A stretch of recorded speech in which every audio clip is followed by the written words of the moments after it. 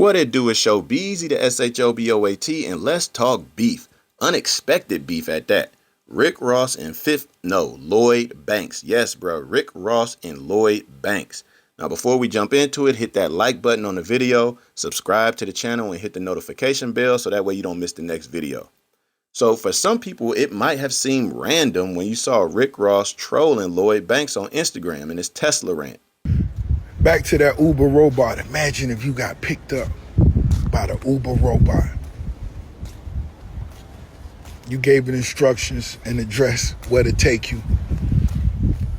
It pulled off, and imagine, as soon as it pulled off, it began playing Lloyd Banks, Hunger for More. And you go to hitting the button, I'm uncomfortable, let me out, exit, exit, exit. I'm assuming there's something like that you gotta push if you wanna get out. Exit, exit, and what if it don't respond? And regardless of what you push, it keep going back to Lloyd Banks. Hunger for more, hunger for more. You panicking, it won't stop. When does it become kidnapping?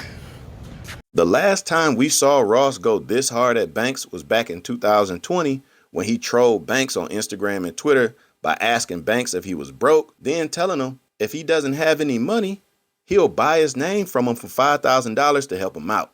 Now, we know Ross can't out-rap Banks on a song, but he can for sure out-money Banks in real life.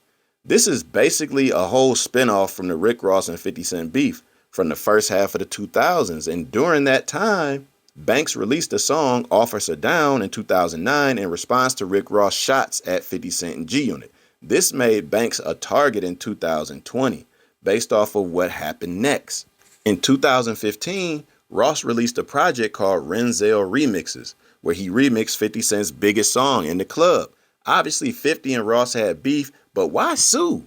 Well, because 50 had already lost a lawsuit to Ross's baby mama that she filed in 2010 after 50 uploaded a video of her getting smashed by her boyfriend in response to Ross and their ongoing beef. And by losing the lawsuit, the judge ordered 50 to pay her $5 million. So when Ross remixed In the Club in 2015 without 50's permission, obviously his first thought was to sue and get his lick back in court with a copyright infringement lawsuit for $2 million. However, in 2018, the judge sided with Ross, stating that 50 doesn't own the copyright to the song. The copyright is owned by his label Shady Aftermath, Eminem and Dr. Dre. But you know 50 wasn't going down that easy, so he appealed it, and in August of 2020, the U.S. Appeals Court upheld the 2018 decision of the lower court.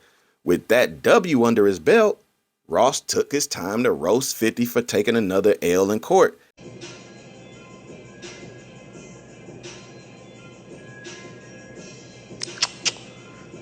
Biggest.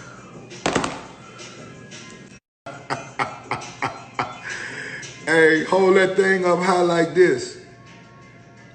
And I'm gonna consider that for your little show, man. But you gotta hold it up right there. And apparently, he decided to make Lloyd Banks his ongoing punching bag.